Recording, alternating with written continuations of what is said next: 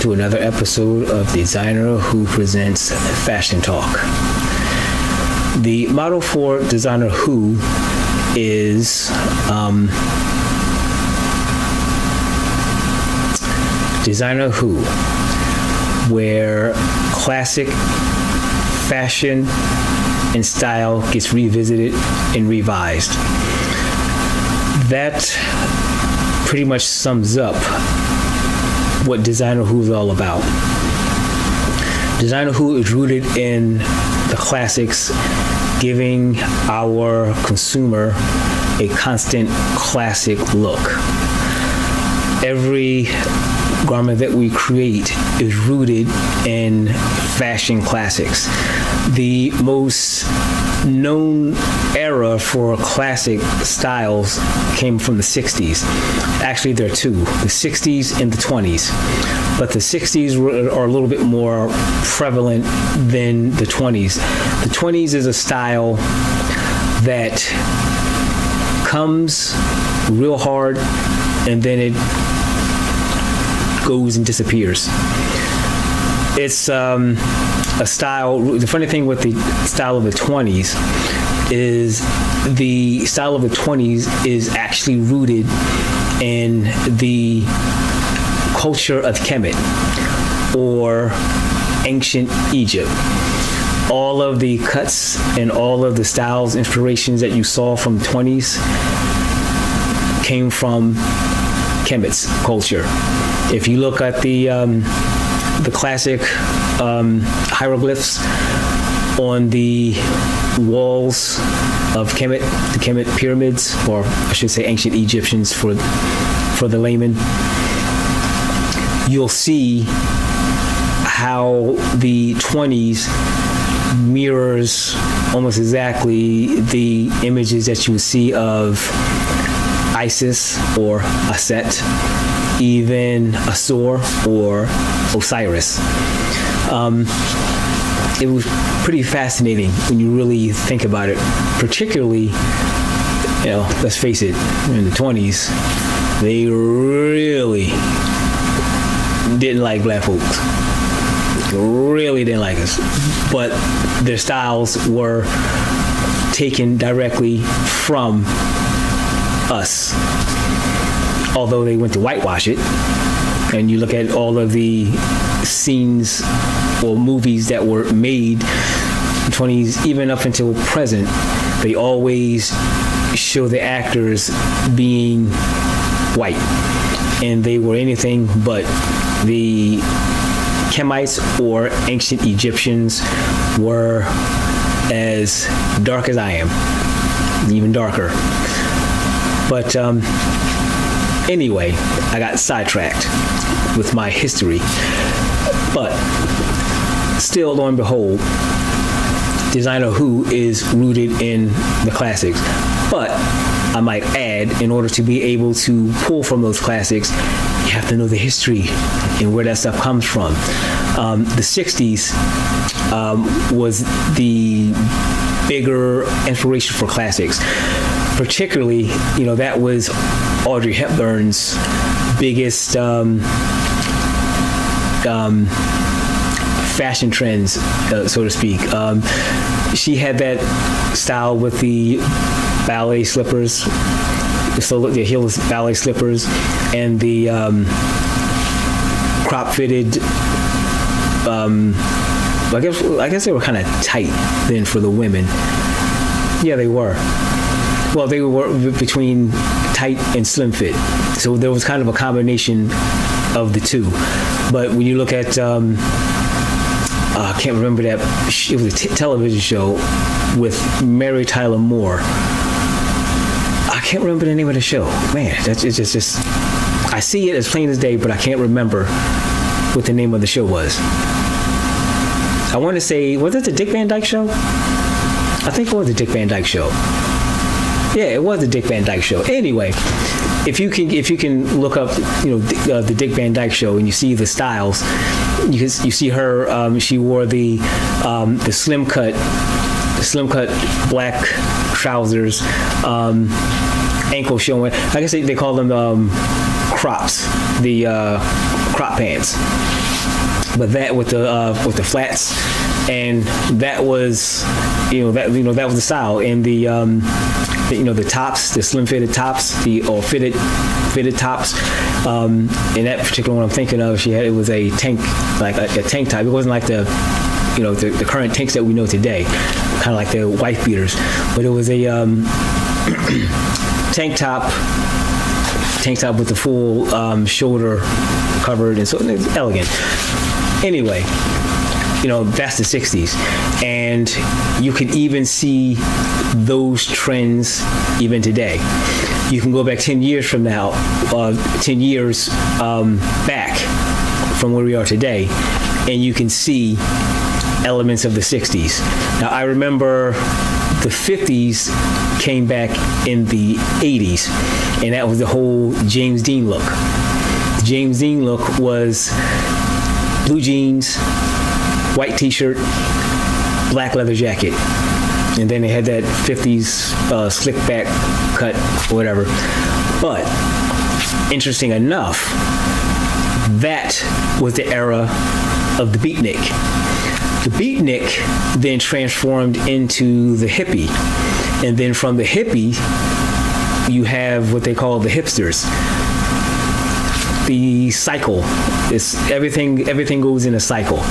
But it's kind of interesting because with the beatniks, and you can see the beatniks in the 50s, they had they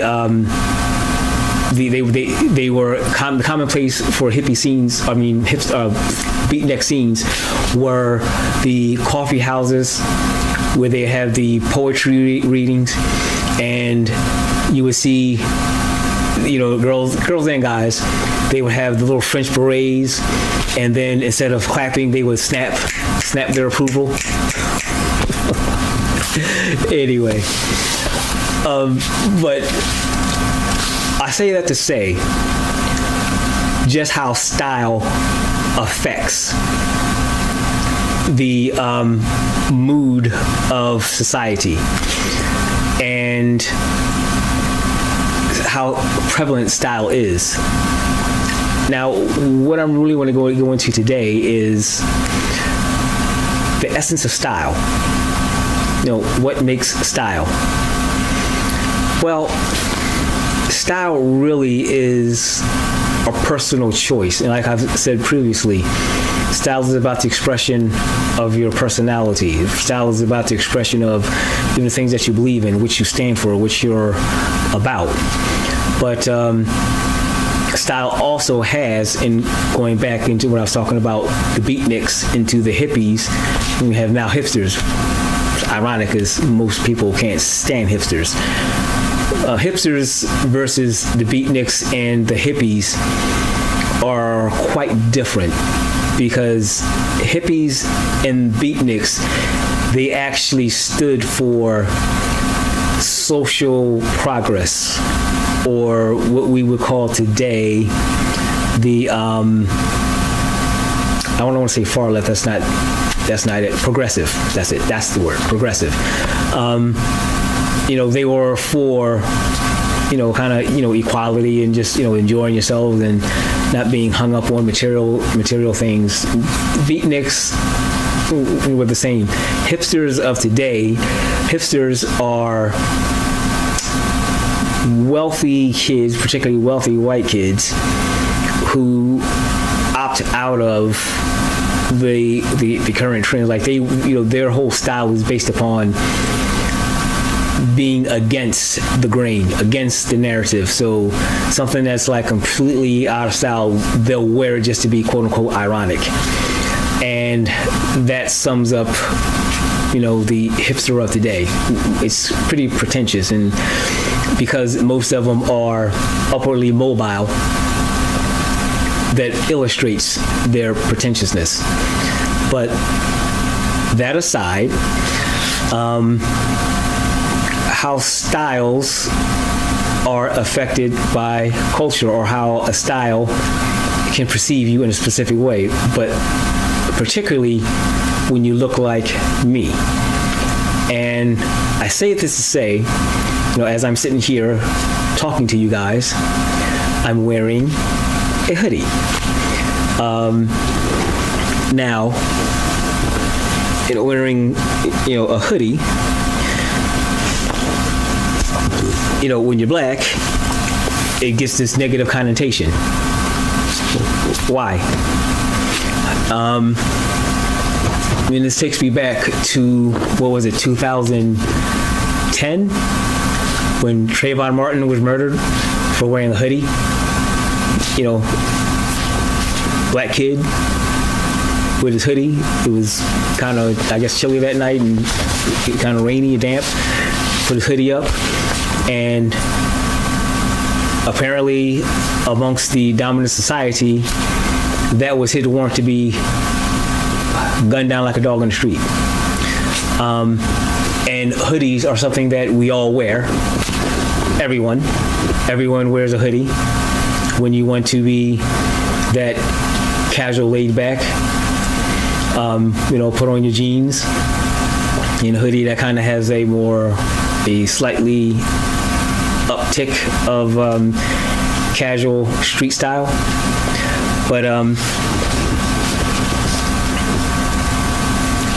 those are the impacts, whether you realize it or not, of styles, in styling. But again, styling is a thing of personal choice. And what makes a style, number one, is there's a repetitiveness to style. Because when you see somebody that's stylish, there's a common, there's a commonality to the overall look. And that commonality is the anchor of one style. So, for instance, we'll take since we're talking about hoodies, we'll take hip hop styles. The style of hip hop. That whole hip hop is more than just style of music. It's actually a culture. But within the culture, within the overall culture, it gets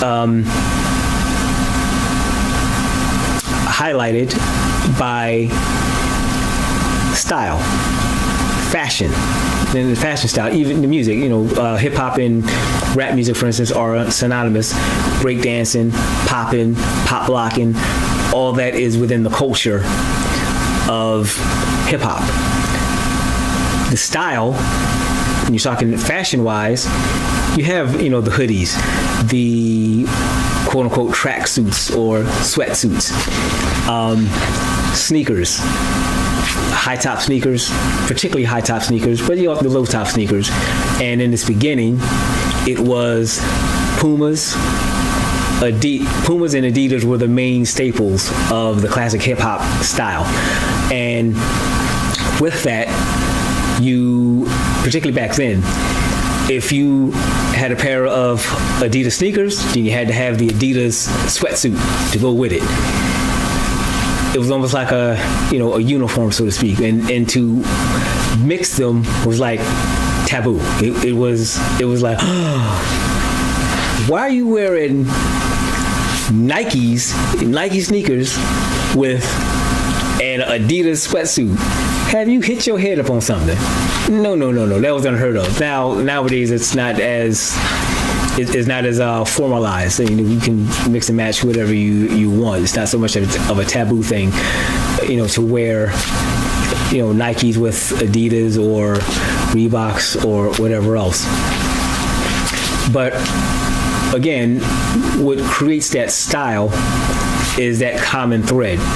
Those elements within that style genre that gives it its identity.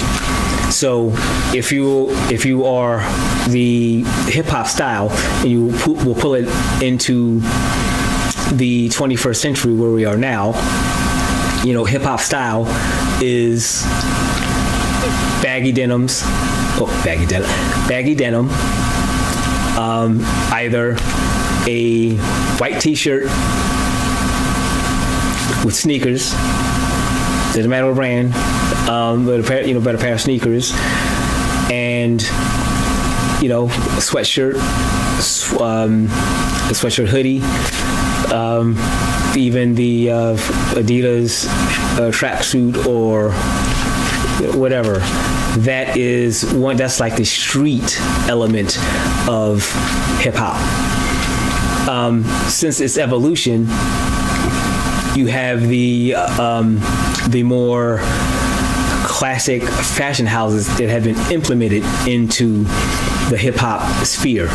So Fendi became a big part of hip hop.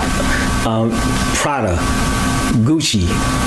Gucci, ironically enough, was a mainstay in hip hop since the late 80s, when those MCs were starting to really make a couple of dollars, and they started getting into the Italian brands, because that Italian brand and the longevity of Gucci and the rest of them, this goes way back. And it was the implementation of I've made it, so now I can afford to wear the high-end classics.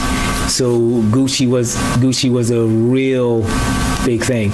And it's funny, looking back at hip hop as a whole, like back then you were doing something if you had in the 90s, late 80s into the 90s, it was a Pathfinder. The Pathfinder was the car that had the Nissan Pathfinder. Everybody had that was the whip. Anybody had a Pathfinder. And I remember when they started moving up out of that, high class was a Volvo. A Volvo was like, if you were whipping a Volvo, oh, you were the business. You whipped, oh, he got a Volvo. And then he incrementally moved up into the Jag. Oh man, a Jaguar. Dude, so-and-so whipping a Jaguar. Oh man, big time. It was so simple. And even before the cars were the staple, it was sneakers. The sneakers would be a pair of Adidas. Adidas was a thing because of Run DMC. So Adidas, that was it. That was the pinnacle. Adidas, but then you had the Nikes. The Nikes were a big thing, and then the Pumas. Pumas had a huge staple with breakdancing. But those are things. But you were the it if you had a neck full of the Dookie ropes, the big gold rope chains. That was just it. You had to have one. You were living a dream. If you had two and above, and then they had the the nameplate rings, with your name or whatever your MC name, across it. That was it. You was like top dog if you had that. Boy, how things have changed. But anyway, things evolve, evolution of how things go. Plus, the more money that comes into it, you get exposed to more things. You get to see outside of your one scoped view of your neighborhood or whatever, and you get thrusted and see the world, and you start seeing different things, and those things have effects on you, and that's actually good, because the more you experience, the more you learn, and the more you intake, and the more you just grow all around. Just your overall roundedness just grows and just takes off, and that's what life is all about. But roping back into what style is your personal expression of you. And what makes your style is that there are elements that you are comfortable in. Garments that when you put them on, they accentuate all of your strengths, mask any problem areas, but overall you're comfortable in it. You're comfortable and your true you can grow. That style, it looks good, it fits well, it has a quality to it, a decent quality, but you can tell something that's cheap and cheaply made, it'll fall apart and it doesn't last, doesn't stand any type of wear and tear for just through everyday wearing of garments. But those are the essence of what style is and what style is about. And it's very important that you have garments that fit you correctly, because a garment that fits you correctly, it what we call the silhouette. I think I mentioned this in the last video, but your silhouette is how the garments hang off of your body. So a garment that's well fitted, it's going to make you look like $1 million. It's going to make you look like $1 million. So for instance, an ill-fitted pair of jeans, for instance, and you see this a lot with women, where they wear jeans that are too small, tight around the waist. And for these particulars, they're usually on the thicker side, but with jeans that are too tight, it creates the muffin top. Not flattering at all. At all. And in a lot of cases, it can make women's backsides look even smaller and flatter. Let's keep it 100. Usually women that have flat backsides are Caucasians and Asians. They're not known for backsides at all. At all. So when you see, a woman with a flat backside, wearing tights, and she's just like skin and bone, just like, ugh. You should have picked a better outfit to put on. It doesn't look good. It doesn't look good at all. It looks bad. But with that, and that said, when you have those garments that fit you right, it just makes a huge difference. Have you ever been walking about in public or whatever, and you see someone who looks good and they know they look good? They have a whole different walk to them. They have a whole different air about them. And that's what it's really all about. Being able to put on something that makes you feel good. Makes you feel good because wow, I am looking my absolute premium, my absolute premium self, and this shows what I'm about. And that's the essence of style, because when you have those garments that fit you right and look right on you, look good on you, it changes your whole attitude. It changes your whole flow. It gives you a style of personality, just how you conduct yourself. It's it's a huge difference when you have someone that is dressed and looking good.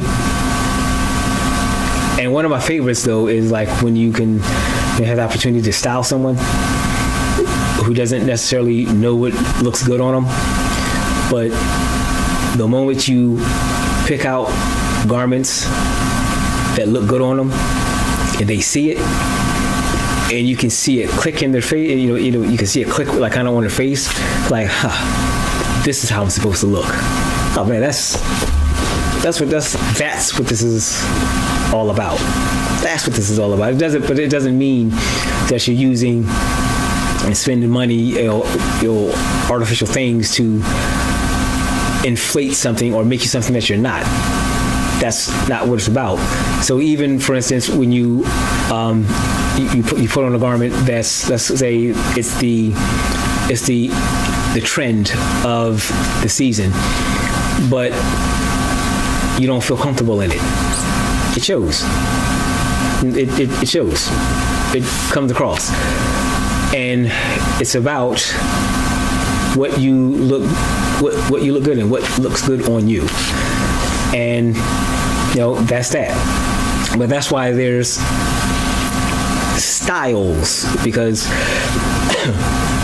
style is broad, very broad. Some other styles, of course, I've just mentioned the hip hop style, but there's also the the preppy style, and the preppy style is the Dockers, or not so much Dockers, but it's khakis. Khakis, either a button-down shirt or a polo shirt of some type. That is the more preppy look. And if you really want to get, it just takes me back into, excuse me, the 80s, when it had the Izod shirts. That was like the thing to wear. That was to highlight, the preps. But you have the preppy, then you have the sport wear, but now it's called athletic. But athletic is the sweatpants, yoga pants. Some people like to wear tights, or actually called biker shorts.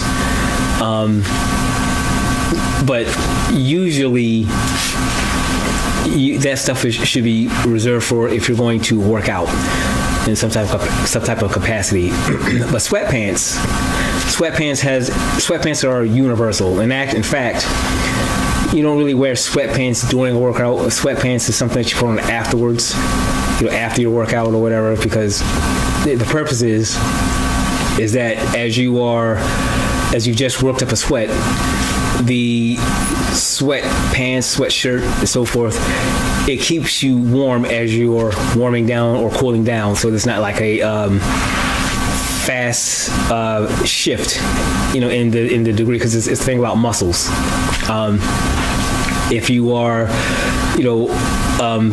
put in a situation, if you're finishing a workout and you've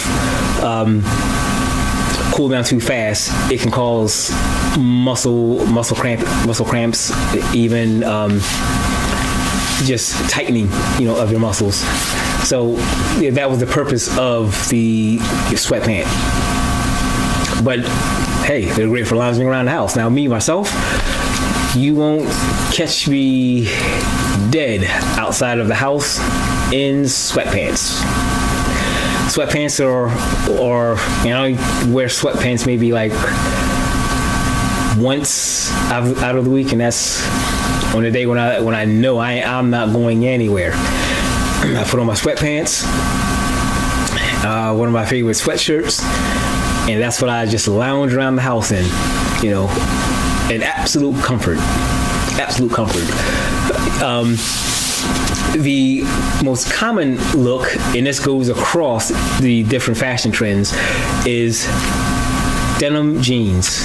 Denim jeans can be complete casual, dressy casual. You can go out on the town, with a pair of jeans. Jeans are, depending on your jeans, depending on how you're going to look in a specific situation, really depends on the shirt and the shoes that you wear with your jeans. So sweatshirt, sneakers, you are casual, just cool, casual. Doesn't look bad, doesn't look great, but it's, it has its own look, and it has its own standing, and that's a cool thing. But the same token, and I'm going to demonstrate this a little bit later on, is how that simple sweatshirt hoodie look can be transformed by adding one piece of a garment, or even the type of jeans that you wear with them, and then whatever shoe wear that you're going to put on as well. Because you can rock a banging loafer with a pair of jeans, and then have a banging Oxford shirt to go with it. You can even pair it with a sweater, and still have and again, you can take it a bit over to dressy casual depending on the shoes, because you can use the Oxford shirt button down with a collar and a sweater, and if you put a pair of loafers with it, now you've gone into the dressy casual with a pair of jeans. Or you can do, I call this the Jerry Seinfeld look, and wear a pair of sneakers with it. So that keeps it still casual. It's not a look that I am particularly that fond of, but you won't get clowned on the street, if you wear it in that fashion. It's cool. But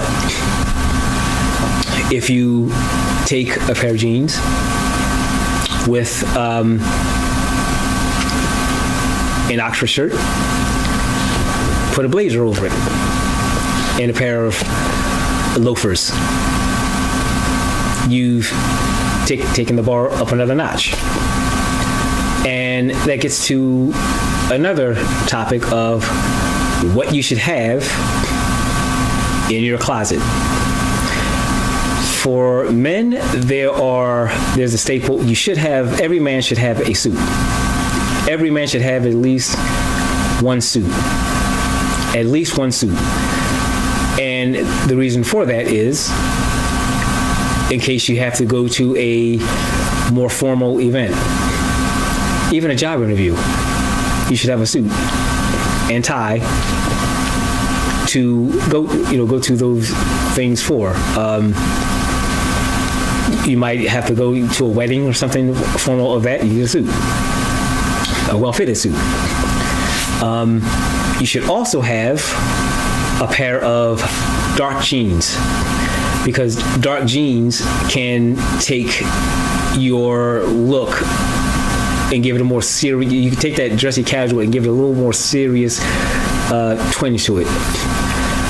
You should have a pair of loafers or dress shoes. Nowadays, dress shoes kind of can double as loafers. I'm a shoe head, so yeah. And the reason why I'm such a shoe head is because I understand that shoes will make or break your outfit. And I'm sure I've said this in the last video, but I'm gonna keep repeating as much as anytime I think about it, because your shoe is the foundation of your outfit. It's the foundation. You can have the cleanest outfit on, and a busted pair of shoes destroys the whole look. It destroys the whole look. So aside from your sneakers, because sneakers are such a commonplace item, accessory. I'm not even call sneakers an accessory, because that's a mainstay of the outfit. The accessories are like belts, even jewelry, watches. Those are accessories. Glasses can be an accessory. Those are things that give pizzazz to your overall look and your overall style. And again, style is the underlying foundation to all of this, because every element that you add to your look, in a way, it's about your style. with belts, and you have belt buckles. So, someone who really is keen on their style, they have really, you'll find some really, really nice belt buckles, to go along with the belt. Also, socks. Socks are that element that can actually, you have a banging pair of socks to go along with the overall outfit. That's like the dagger in the heart, for that complete look. That's just like, oh snap! I love the look. The shirt is fly, the pants are fly, the shoes. Then, oh snap! Did you see the socks dude had on? Oh, he just killed me. He just stabbed me in the heart. Oh, I'm dead. So yeah, all those, those little elements. Those little elements can just elevate your overall style to heights that you don't even imagine. And again, that's the beauty of fashion as a whole. Now, socks, you don't have to go that far, with the socks, as long as your socks match match with your pants. This is something that you don't want to be caught dead wearing. White socks, particularly white sweat socks with a black shoe. Unacceptable. Particularly white socks, sweat socks with a black shoe and black pants. No. A no. Now, where that is applicable, if you're wearing, rocking jeans or whatever, that's cool. And even a white sweat sock is cool if you're wearing khakis. White shirt, banging loafer. Well, no, not just any loafer. Khakis with a cognac loafer and a white sock, white shirt, be it t-shirt, button-down shirt. That's acceptable. That's doable.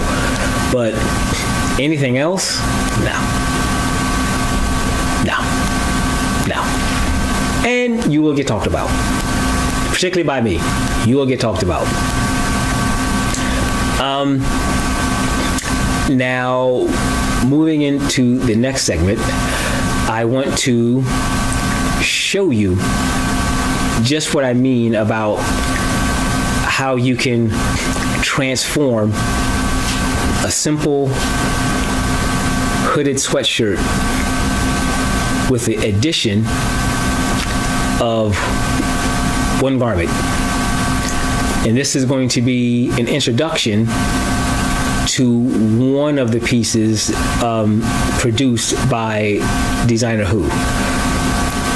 Fly piece. I mean, it's when you see it, you're gonna be like, oh yes, that's on a whole other level. So stay tuned for that segment, and we'll be right back.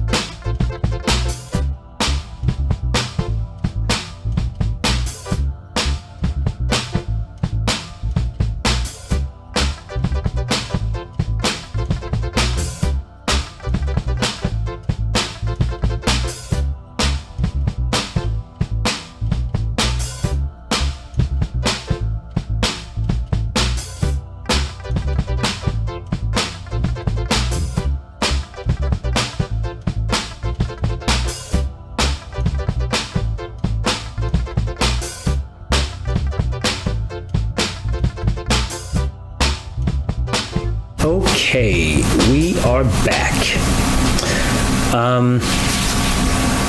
So you just had the chance to view some of the pieces produced by designer Who.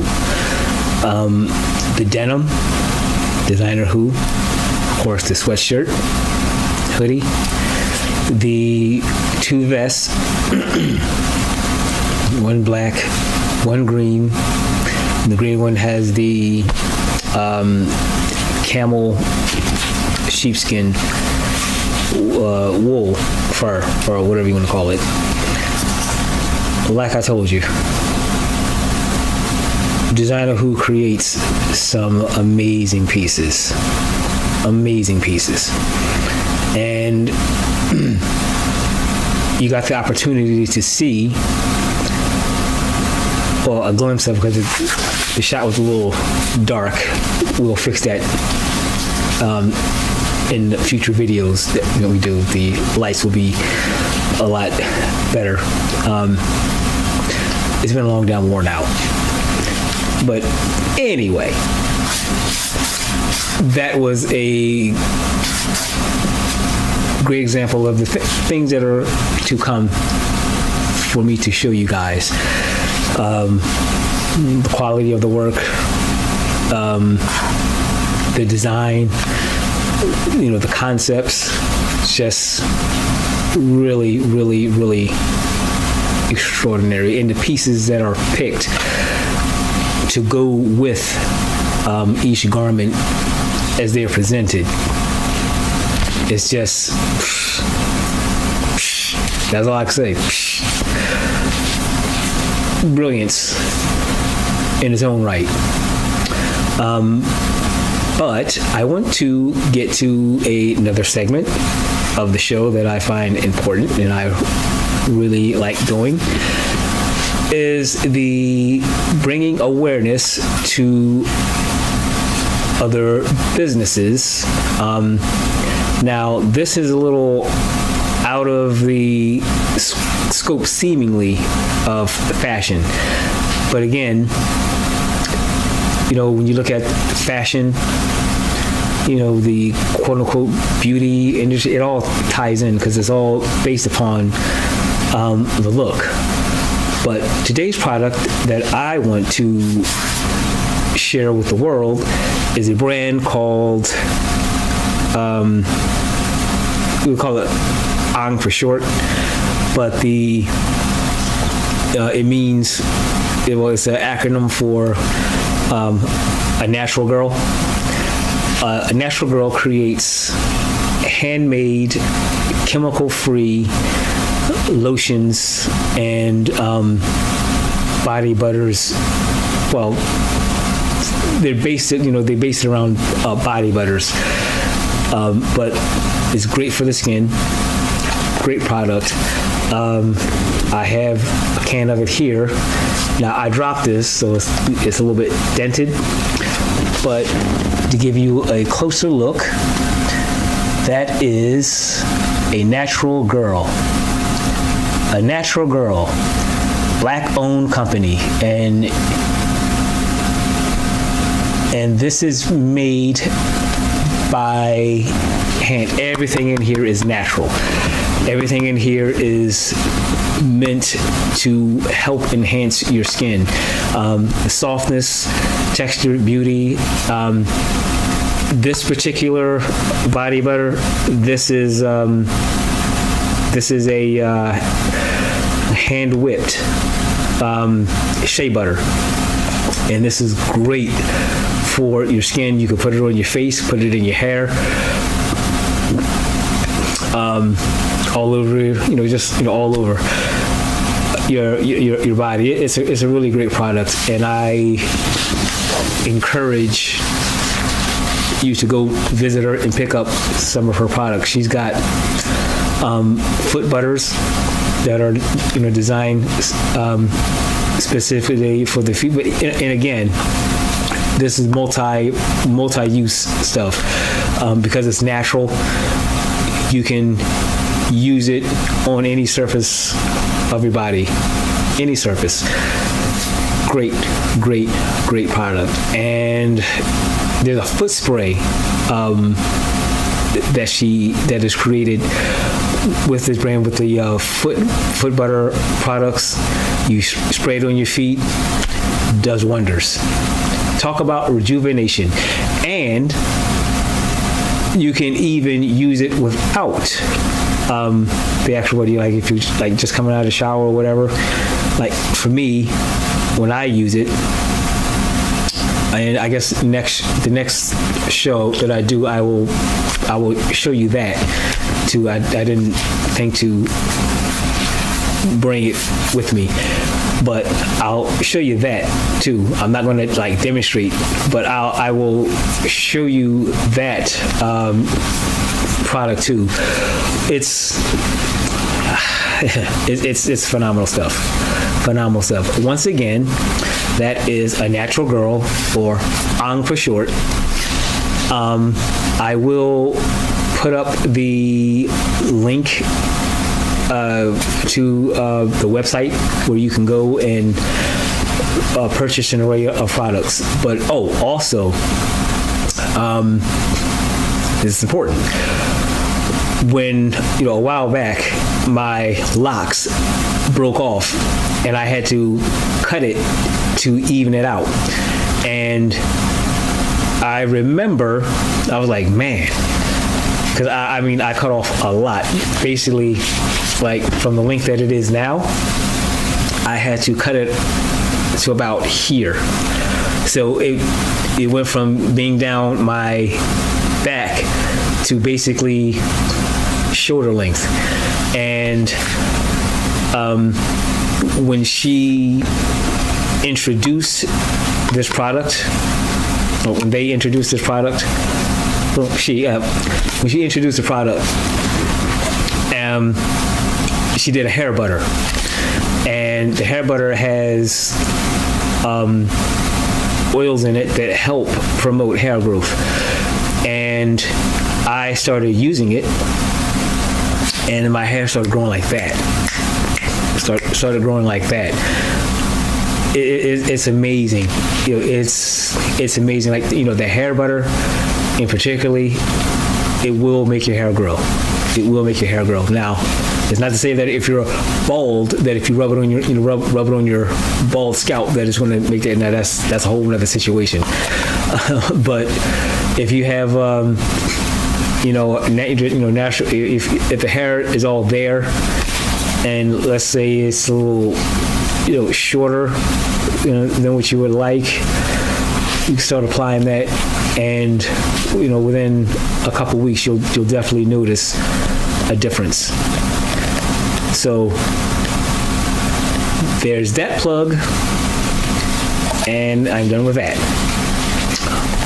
On to the next. Now, I've already given you some of the things that you should have in your closet, wardrobe. But I'm going to give you a fashion tip. One thing that's important is that when you put your wardrobe together, you don't want your wardrobe full of trendy things, because trends are here today and gone tomorrow. So if you have a wardrobe full of trends, basically you'll find yourself having to buy a new wardrobe every season. So that's why you make sure to have classic pieces that never go out of style. And back to what I had said before about the philosophy and the motto of Designer Who. Designer Who, where classic fashion and style gets revisited and revised. Just that. Because the angle here is, even though they will find new ways to breathe life into classic styles, classic pieces, and as you saw from what was presented in the last clip, how unique. They put spins on classic, basic pieces. That vest, you'll never find a vest like that anywhere. And a little bit about those two vests. They're made with 100% down feathers. There's 4 layers. Yeah, 4 layers. 4 layers, and that's including the the filling, the down filling. But it's 4 layers, so it is extremely warm.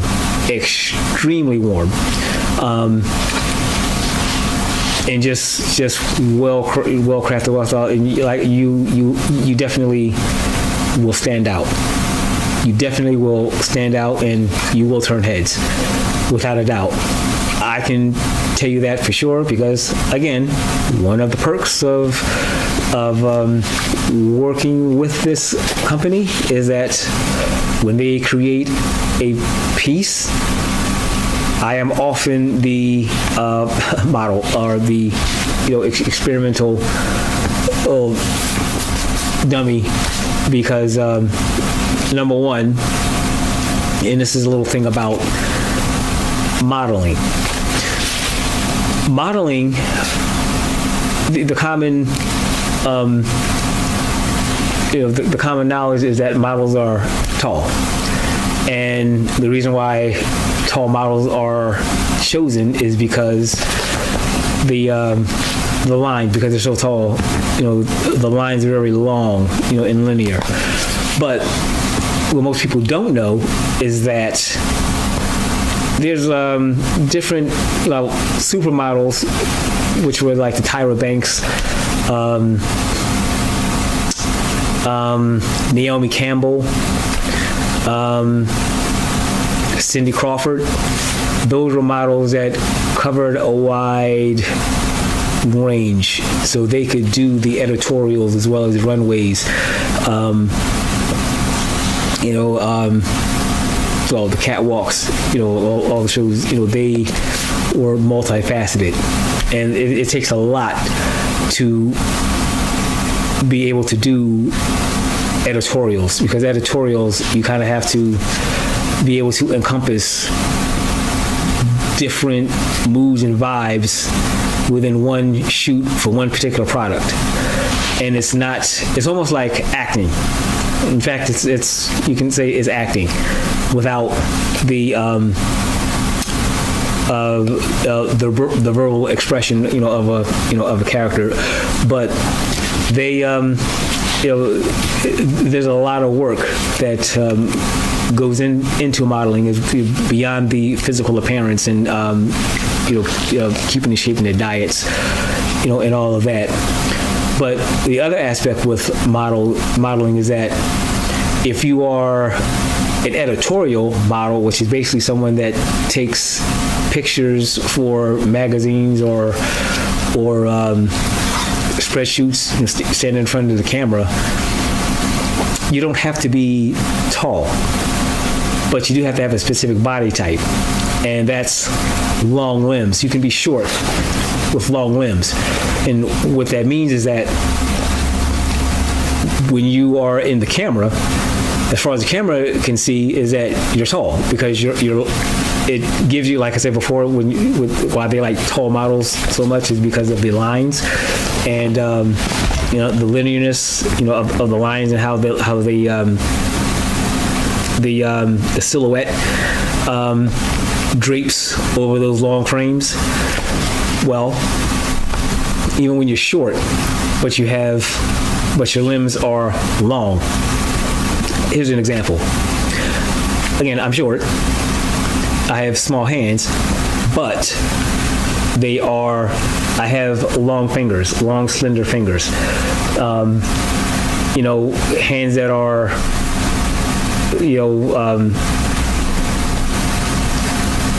thicker, like a lot of short. I'll give you a prime example of someone that's short and looks short no matter what. You can put her in the lens or whatever, she just looks short. Hayden Panettiere. She's adorable. Cute as a button, but she is short, just short. And what that is that she doesn't necessarily have those long limbs because she's short, but she also has that she has a thick lower lower half, so hips, and the hips, thighs, they're kind of thick. Thick, not fat, but just it's just a thicker, a thicker lower half, and she's tiny. Either way it goes, she's tiny. Another example of someone that's tiny, but through the camera she can appear as tall. Jada Pinkett. She's short, but she has those long, slender limbs. So through the camera's eye and the way garments drape on those frames, the silhouette is long and flowing, even though she's short. I'm the same way.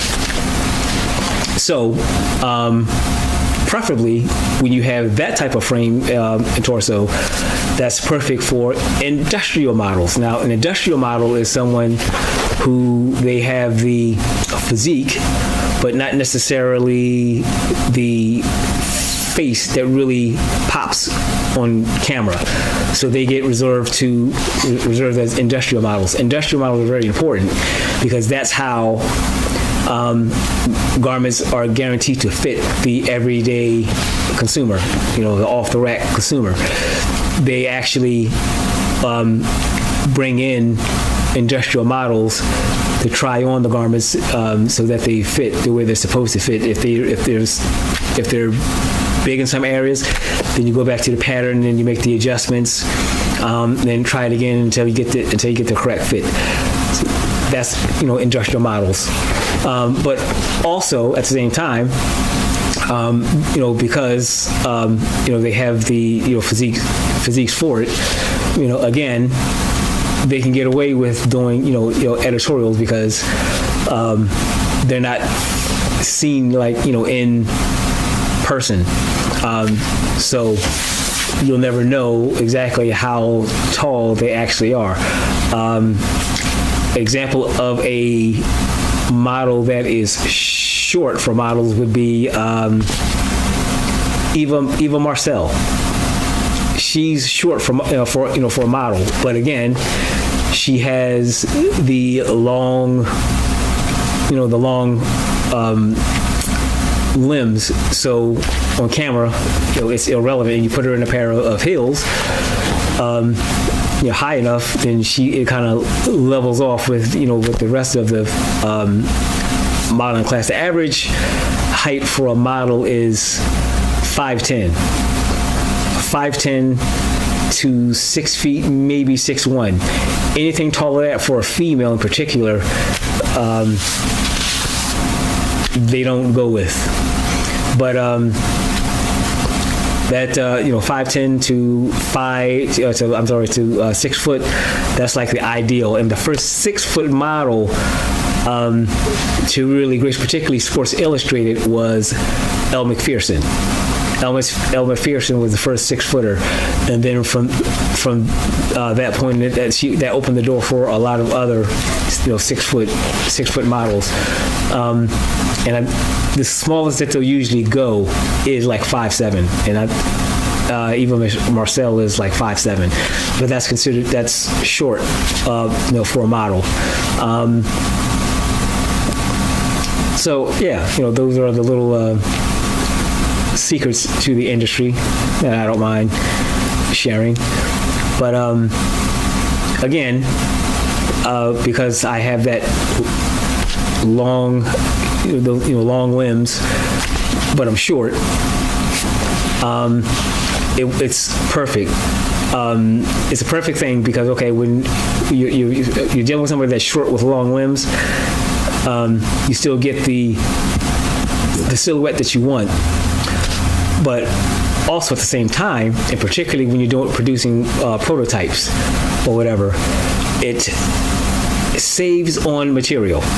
So you're using a lot less material with smaller frames.